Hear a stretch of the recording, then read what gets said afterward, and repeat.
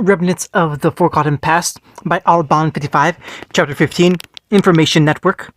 Neil lay unconscious on the platform of sand as Gara and Roman walked down the dirt path leading away from the Ark Manor down to the gates that served as their property line. Gara had relieved Roman of carrying her once they exited the house, opting to use his sand to transport her instead. They had just about reached the gates of the property when Gara perked up and glared sharply at Roman. "Take Neo and go," he barked, suddenly dropping Neo into Roman's arms again. He did it not a moment too soon, as right after he did so, a metal object came whizzing through the air, rotating on its axis as it passed through the spot the sand had just been before, spinning around like a boomerang to go back from whence it came from. The cork popped off Gara's gourd yet again, and Roman didn't need more prompting as he caught the glimpse of a blue-haired girl who just a couple minutes ago seemed willing to allow them to leave. "All right, I'll meet you at the bar," Roman shouted, shifting Neo in his arms as he pulled open the gates and ran as fast as he could out of the Ark property into the darkness of the village. Aqua didn't necessarily want to let them go, but any attempts she could think of to try and stop them would be blocked by that annoying sand, so she merely focused her attention on what clearly had been the primary threat the entire time. Gara hadn't shifted back into his normal form, still standing there in the guise of his late father, save with the gourd that was still strapped to his back. For what seemed like 100th time since he had arrived on Remnant, the cork popped off the gourd. "What's the meaning of this? We had a deal to exchange hostages, did we not?" Gara asked. He raised an eyebrow when he turned around and got a glimpse of the older girl. A beautiful silver trident was gripped tightly in her hands, but her posture was slumped and she had a distraught look on her face. Her normal perfectly blue hair was slightly disheveled. "Yeah, well, if it were up to me, I wouldn't even be out here going here to chase you down, but my older sister, in her infinite wisdom, decided it couldn't be allowed to let you people leave alive. Pride, a foolish concept. Still, my sister feels the need to keep our family's reputation crystal clear. Pride may have a lot to do with it, maybe more so than caring about the brother you two took hostage, but family is everything to me, and I have to follow my sister's orders." Aqua twirled her trident around skillfully and moved forward, jabbing the three-pronged spear when she got too close enough to the defenses-oriented Gara. As expected, the sand shield popped up to defend. The prong slid into the sand about halfway before stopping, and the trident was left not budging as it lost all of its momentum. But Aqua's index finger was hovering over an extremely small button and the hilt of her weapon. Gara glared slightly as he felt the weight of his sand increase somewhat. The area around where Aqua had jabbed her trident was rapidly darkening, and Gara realized what was happening. He leaped out of the way as a hole opened up in his sand shield, and trident followed through and stabbed the air where Gara had been once the residents had been removed. And sand flew anywhere as Aqua recoiled, lifted her trident, and hoisted it back around herself. It was looking mildly different than it had just seconds before. However, a normal trident would have had its prongs ending in sharp tips designed for stabbing and piercing, and indeed the silver trident was the same. But now the tips had opened to form the three holes on the end of the spears, allowing one to see the hollow interior. There was a small pile of the slight discolored sand where Gara had been standing. "Another one of those weapons that transforms," Gara thought to himself, putting two and two together as the heavier and clumsier sand was clearly a product of its getting wetter. Aqua twirled her trident skillfully around, pointing the three holes directly at Gara. Gara got ready and crouching low into a stance and ready to react to anything. His body still wasn't the most conditioned. Years of not training taijutsu and relying on sand would do that. Gara could guess that the trident fired off rounds of highly pressured water. What he didn't see coming was how fast and how powerful the water actually was, drilling through his shield as if it was nothing. It pierced through his Suna no Yori as well, and Gara felt 3 pricks of sharp pain in his shoulder and the sensation of warm blood leaking out and staining his clothes. Gara glared at the slightly older girl he was facing, reacting immediately to the threat the pressurized water posed to him if he could penetrate through his sandy defenses. He formed a quick seal before raising his hands, forming a wall of sand equidistant between himself and Aqua right before she fired more water from her trident gun. The pressured water rocketed through the new sand defenses, but their momentum in doing so was slowed enough for Gara to react in time, and they just clipped the edge of his sand shield as he pivoted to the right slightly. The way that Aqua fought seemed to be a mix of close and long-range attacks, which was true to all warriors he had seen on Remnant thus far, given their weapons or multiple purpose and shift from melee to range at the user's will. She didn't know what other abilities she might have up her sleeve, but the use of aura and semblances seemed to be limiting compared to the wide variety of jutsu a shinobi had access to. Unless her semblance proved otherwise, she was almost purely an offensive fighter. He weaved through a plethora of water bullets as his sand wall was getting slowly wilted down, but when there was a break in the action, he dispelled it all immediately and lashed out at Aqua with his sand, grabbing her ankles and hoisting her in the air. She gave a look of stunned surprise and gasped as she was buffed around the night air by Gaara, but managed to hold onto her weapon with a superb amount of skill for being dangled and thrown around the mid-air. She managed to cut through the tinder of sand without cutting off his own foot. She grunted as the sand dispersed, and she hit the ground with a thud, rolling along the lawn of her family's morning as more sand bombarded where she had just been in bursts. When she gathered enough momentum, she slipped onto her feet as sand crashed just at her feet. Before she could fully get her bearings, more sand shot right at her face, to which she took down by stabbing with her trident. She slid the points off again and shifted back into the gun form of her weapon, but instead of firing more bullets of preserved water, and she held down another trigger and began to feel the rumble of water pressure beneath her hand's grip on the handle. The water dust from within her weapon ignited to form a slower wave of water that formed from three holes where the prongs used to be. Gar rolled his eyes. The water bullets were a pain because of their speed. With his sand defenses were slightly weak to water. He had dealt with many a Sutan Jutsu and had come out fine. The wave of cutting water impacted his sand shield, unlike the bullets failing to get through it while making the sand wet and somewhat heavier. Aqua appeared in his vicinity, crouching down below and firing off more bullets as Gar pivoted. Aqua stabbed through the shield on one last time, breaking it for just a moment. For a split second, Gaara's shield was down, and Aqua used that time to strike, strangely enough, by folding her weapon and grabbing the scruff of Gaara's shirt with her bare hands. She placed her right hand on Gaara's chest in a flash, and her aura flashed the same color as her namesake. It was clear to Gaara that she was trying to do something with her aura, but nothing happened when she placed her hand on his chest. She looked perplexed for a moment before her expression morphed into one of horror about what wasn't happening, and when a few tendrils of sand attacked her from all sides. Gaara hadn't felt nothing in whatever it was she was trying to do. The whole thing had lasted little more than a split second, which she touched her palm to his chest while his shield couldn't react. The aura emanating from her hand was like a vacuum, and he could feel the suction on his Yori no Tate. The air around him was suddenly a little drier, but the dryness of his sand remained the same, and Gaara realized what she was trying to do. She was trying to suck the water from him, and that this was her ability, or semblance, as they call it on Remnant. For a normal human, she could probably drain all the water from their pores upon contact and leave them nothing but a dried up husk. She had the awful distinction of running into Suna no Yori, however, using her trump card and leaving her unguarded. More sand wrapped around her like a jacket, and panic ignited in her eyes as she witnessed herself fall victim to what had happened to her brother just minutes ago. "Saboki Kyu," Gaara whispered, holding his hand out but not lifting the trapped Aqua off the ground. The girl tried to move her arms, but the sand was like iron and she couldn't even budge her weapon, which was now also trapped within the sand. Gaara had left her mouth uncovered and just stared at her from eye level. A twisted river of tears streamed down her face as she adopted an expression of anguish and fear. "Why not just kill me now? You win." Gaara took a hard, long look at her. "Because I'm not like that anymore. I don't kill to fulfill the meaning of my existence, but I also have no desire to cause more trouble in this world or bring more attention to myself than I have to. I was here to retrieve the woman, and only because it was a job I accepted. I am not here to kill you or your family. In this world, what on Remnant are you talking about?" Aqua looked deep into Gaara's eyes and found herself wanting to turn away. "Was your sister's pride worth it? You arcs aren't infallible no matter how much your sister seemed to think so. She could have just let it be, but you followed your sister's word. Does she have a stranglehold over your life? Does she even love you at all?" Gaara asked. Aqua gave a hollow laugh, a bitter smile splitting her face even as it was tear-stained.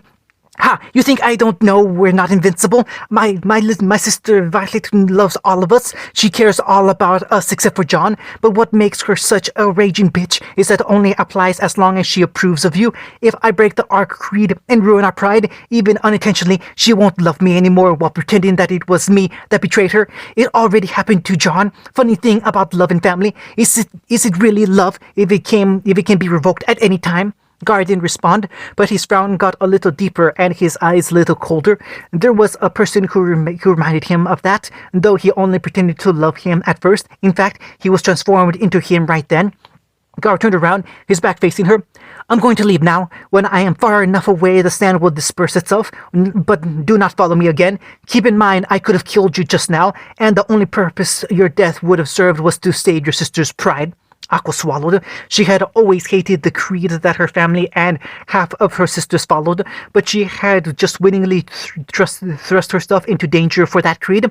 She watched Gar go with a sunken heart. The battle had not lasted long, but it was definitely long enough for Roman and Neil to disappear into the night. Violet cared about retrieving them too, but again only to save the family's pride. Gar walked away at almost a leisurely pace, taking his time with Aqua still stuck in his Sabaku queue. When he passed the gates leading off the art property, the sand didn't disappear, but after about a minute after that, it finally did. It fell off her harmlessly, pulling at her feet and lacking the iron tensile strength it had. Aqua scratched her chin, her fingers brushing up against her lips in thought as she stood there in the dark. Her silver trident lay uselessly on the ground, but she didn't bother to pick it up. Gora had disappeared into the night, but when she turned around and began to head back to her own house, it was with apprehension. It was early in the morning when Gar returned to Junior's bar. The sun just peeked out of the horizon when they entered the almost completely empty establishment. The music and lights were off, and there were very few henchmen wandering the premises. But Junior himself stood at the bar, and seated at one of the bar stools was Roman Torchwick himself. There were already multiple glasses besides the career criminal, and he was well on his way to polishing off another even as early as it was. Junior looked at him with barely contained disdain, but for the first time in his life, Torchwick wasn't running his mouth at every opportunity, so Junior was grateful for the silence. He had already taken in Torchwick's little psychopath, and with plenty of protest, after the redhead had entered his bar with her in his arms. But after Roman explained the situation, even he couldn't help but let Neil rest upstairs. It looked like the arcs got to her after all, but he was amazed that his newest employee had managed to pull this off. Now Roman would have to put off with his whining to Junior, since the man had just done him the biggest favor of his career. Yet, Gar still hadn't returned to the bar, so he stood there behind the counter waiting, and his eyes lit up with recognition as the doors to his bar creaked open, and in walked the boy in question. The area above his right shoulder was stained with blood, a set of 3 puncture holes poked into his clothes. If the wound was bothering him, then he paid it no mind. Even if barely a year ago, he experienced real pain and bleeding for the first time in his life. With nary a word, he sat down at the bar in front of Junior. The large man gave him a wide smile, uncharacteristic of such a gruff bar owner and semi-retired crime lord. Gara, you made it back. We were getting a little worried about you for a second. Junior's smile dropped slightly when he saw the blood-stained clothes, but Gar himself didn't seem concerned about it. Junior kept eyeing the wound, however, and after telling Gar to stand still, he disappeared into the back room behind the bar before reappearing with the first aid kit. Here, I can dress it myself, Gar said, brushing off Junior's concerns and taking the first aid kit. He hadn't said a word to Roman yet, who barely seemed to notice Gar's return and just continued sulking. It's good to have you back and to find out your mission was a success. Torchwick has been quiet. He's been all smarmy right now. He's been all smart me right now, but I think he's really grateful for your assistance in saving Neapolitan. Roman grunted as the conversation turned to him. I'm glad she's alive, but a mess. Those arcs. I can't believe they did such a thing. Not even were that cruel. Gar had seen firsthand the girl that they had rescued from the manor. Besides her garish clothes and multicolored hair, something seemed very off about her. That just comes with the territory of being captured by the arcs. You were lucky that the removal of her vocal cords was all that happened to her in their custody. I can't help but think that was only a prelude for something far more grisly, Junior commented. Roman mumbled to himself to put out to argue. I saw the expression on her face as I laid her down to rest upstairs. She's devastated and traumatized. I'll be ready to talk to her once she wakes up, but things are going to be hard from now on. Kid, I can't thank you enough for taking on this little assignment. It's bad enough having to deal with the arcs, but I doubt I would have been able to pull it off. With this, Roman isn't going to be asking for any favors anytime soon. You want a one-way trip to Patch? You got it. You want access to my information network? You've gained my trust. As long as you don't mind delving into the criminal underground now and again. Forget working as a busboy. I could really use your service from time to time, and you'd be surprised as what working in the underworld can do for you, and what we know that the schools and governments do not. Gar didn't respond to Junior, but he mulled over the fact that he had gotten out of doing busboy work by completing this job, just like Junior had promised. What was fairly new to him was that Junior wanted him to be a semi-regular part of the Bell Criminal Underground, which was odd. Gara had told Junior about that Crow's intentions for him here, from him where he didn't exactly plan on following through with the plan per se, but Junior still wanted to be in contact with someone who would be involved with the schools and Huntsmen, who in turn weren't too far off from the government. Income was one reason he decided to meet with Junior in the first place, but the other, more important reason was access to his information network. It was also why he thinking about her humoring Crow, information from the underworld and information from the World Authority. Let's talk in the kitchen. We'll leave Roman to his devices down here for now, Junior said as he beckoned Gar into the back room. Once they entered the kitchen and out of earshot from Roman, Junior leaned against the fridge while Gara placed his elbows against the counter.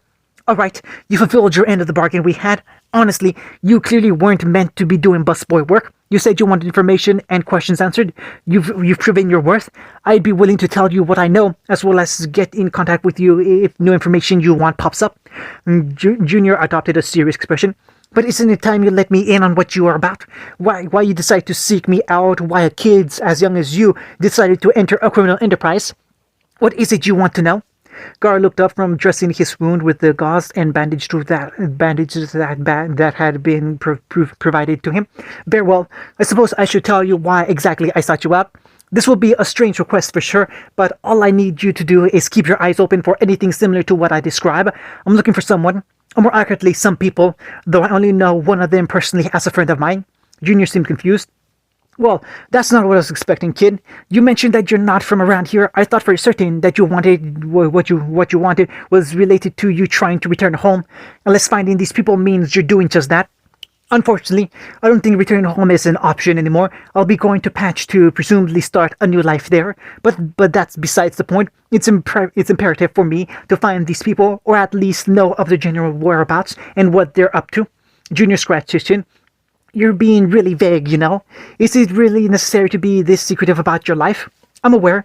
I'm afraid I can't give any more details about where I come from, what I do, who these people are, and why I want to keep information on them. Junior looked wary.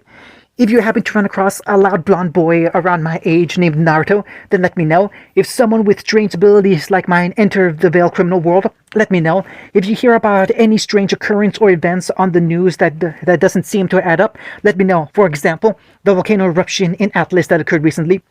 What's so special about a volcano eruption? Does that seem like a place where a volcano eruption would occur, let alone get out of hand? Junior seemed at a loss of words. Are you saying that whoever you're looking for caused that? Junior's mind ran wild, but he was drawing on the fact that the boy in front of him had an unnatural control over sand.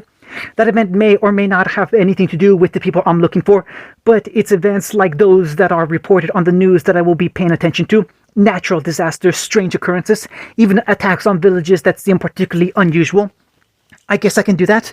Before you leave, kid, go and pick yourself a scroll plan. We won't be able to contact each other otherwise, but I'll keep my eyes peeled on the streets and news. In the meantime, I may eventually have you do some more jobs for me. Big, important jobs that will require your abilities.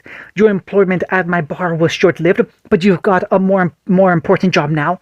We're a partnership from now on, and I treat my business partners like I do my family. I hope you'll come to do the same. Junior held out his hand for Gara to shake. He stared at it a moment and frowned, hesitating before he too raised his right arm and shook the career criminal's hand. Patch was a peaceful little island. It had its fair share of grim like any place in the world, but if there was ever a place to raise a family, Patch was it. Its island shores and its close proximity to Vale's capital and its boasting of the combat school signal meant that it was It was never short on protectors. The grim there knew to refrain from attacking Patch's settlements, as they have learned over the years, and grim attacks were scarce. Gara's afternoon walk through that path backwards of Patch was uneventful, the most uneventful time he had had since he woke up so far in the future. The scroll in his pocket jostled back and forth with every step he took, until he came to a humble little cabin deep in Patch's woods. Gara had seen the school firsthand, though he hadn't set foot on its grounds yet. He stepped onto the grass onto the property of the home, going up to the porch and giving a quick knock on the front door. For a few seconds there was no noise from within, until Gara heard from someone who seemed like a young girl talking. After some rustling from inside, there was a man talking in somewhat quieter, muffled voice. The lock on the door gave a click before the door creaked open, and Gara was greeted to the sight of a big, beefy blonde man on the other side. He gave Gara a curious look before calling over his shoulder. Right, just a second, Ruby," he yelled before turning back to Gara. "Can I help you?" he asked Gara, never lowering his guard completely, but looking at ease, talking to a boy who seemed only slightly older than his first daughter. "Are you Taiyang Xiaolong?" Gara asked. "The one and only. I was told you could direct me to a crow Bronwyn." A spark of understanding flashed through Taiyang's eyes as he recalled the conversation he had had with his brother-in-law a while back about the encounter the latter had in the desert. "Dad, who's at the door?" Another girlish voice, but slightly deeper than the one Gara had heard earlier, called. Unlike last time, Taiyang didn't call back with an answer, instead keeping his eyes on Gara. "Ah, I think he told me about you. Yes, Crow happened to be my brother-in-law. If you're here, he probably told you to find him on Patch, but gave vague directions in doing so. I'm sorry to say, but Crow isn't on the island right now. More often than not, when the school year isn't in session, he's out in the field for his job as a huntsman." "I see. I will wait until his return. When will he be back on the island?" Taiyang chuckled. I'm sorry for my brother-in-law. He leaves me with his unattended business. I should have known he would have done something like this to you. He won't be back until the school year starts, months from now. But if it's regarding enrollment at Signal, I'm also a teacher there and will be more than happy to discuss that. Crow seemed to have given a good score on your abilities. I'm not here to talk enrollment into your huntsman academies. I came to Patch to build a new life, Gara replied. Taiyang raised an eyebrow. There was nothing wrong in his mind with not wanting to follow the path of a huntsman. It wasn't for everyone after all, but why go to the troubles of following Crow's lead if this boy had no intentions of following it? I see. Well, I'm disappointed. Humanity could always use more protectors, and we make sure all the promising young minds get the best in education. We can't force you, but I have to ask, why look for Crow if you just intended to tell him no? I will not be going to school. In reality, Gara had never ever been to school in the first place. The Suna Academy hadn't exactly been a place for a jinchuriki like him. Even before the Yashimaru incident, his father had never planned to enroll him. After, and the thought was unthinkable. I'm here for another reason, however. I'm here to offer my services. Excuse me, Taiyang said. Taiyang slouched to the side, leaning against his door frame as he gave a heavy sigh, not out of place, being the stressed out father of two rambunctious girls that he was. Would you like to come inside? Taiyang asked. We can discuss this more away and out of the cold. Taiyang opened his door wider and welcomed Gara into his house. An action Gara felt was far too trusting, especially with two young daughters. Nevertheless, this man was also a fully trained huntsman and obviously felt he could handle himself.